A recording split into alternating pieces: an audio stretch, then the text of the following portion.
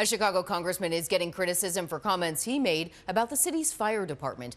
Congressman Jonathan Jackson was recorded alleging some white firefighters in the past would let homes in predominantly African-American neighborhoods burn. Now, those comments stoke long-simmering concerns about racism and questioned strides made to bring more equity to the department. ABC 7's Leah Hope has more. A video posted on social media brings up old and new concerns about racism at CFD.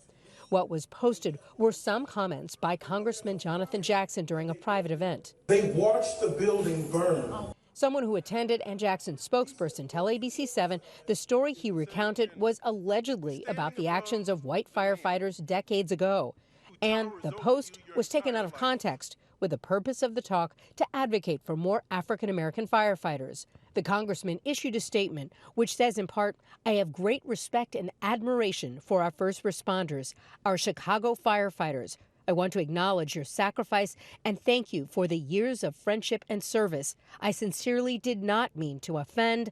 My intent was to shed light on the need for diversity, training, and equipment upgrades within the Chicago Fire Department." Some firefighters tell ABC 7 they are offended and want an apology. They reject any claim that race plays a role when firefighters are on a call. Firefighter Joe Sinorski is currently on medical leave and is the former political director for the Chicago Firefighters Union Local 2. When that bell rings, we go to work. That's it. If there are divisions, if there are problems within a firehouse, we put that aside and we go to work to serve the people of Chicago.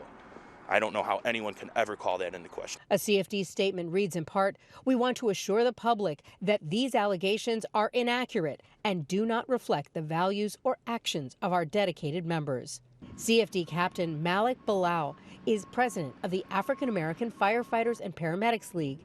He and his organization advocate for more diversity, and he understands the call for the department to look more like the citizens it serves. At times, are people treated differently? I'm quite sure sometimes they are, but in general, from what I've seen, it has been a heroic effort from this department to get there as soon as possible and to save and rescue people of the citizens of Chicago. These discussions come after decades of litigation against the city's Human Resources Department, which led to a group of African-American firefighters coming onto the job who had been discriminated against in the 90s.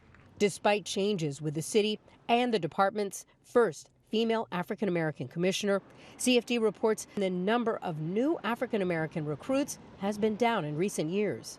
Congressman Jackson declined to do an interview today. He says he will be meeting with firefighters when he returns from D.C.